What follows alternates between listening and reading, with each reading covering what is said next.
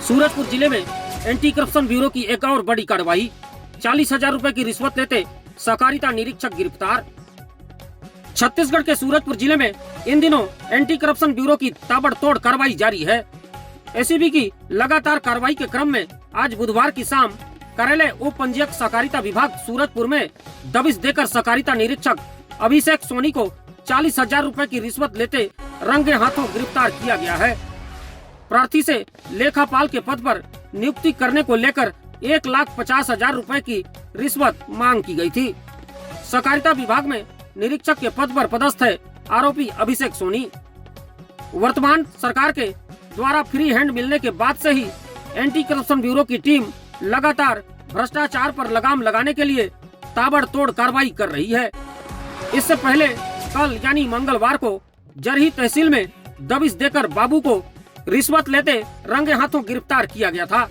बावजूद इसके सूरजपुर जिले में अधिकारी सुधरने का नाम नहीं ले रहे हैं, जिसका नतीजा है कि लगातार एंटी करप्शन ब्यूरो की टीम सूरजपुर जिले में सक्रिय होकर कार्रवाई करते हुए विभिन्न विभागों में पदस्थ भ्रष्ट अधिकारियों को दबोचने में लगी है। इस मामले की प्रार्थी शुभम जायसवाल को बताया जा रहा है।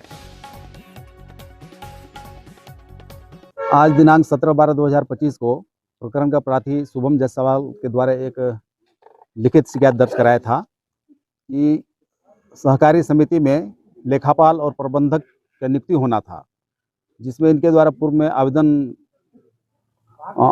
भरा गया था और इसमें पात्र घोषित हुआ था। और आज दिनांक को मतलब जब ये बात करने के लिए आया था तो पहले 1.5 लाख रुपया पैसा मांगा था, लेकिन उनके द्वारा कहा गया इतना पैसा मैं नहीं दे पाऊंगा, तो फिर ये 80,000 में तय हुआ बातचीत में।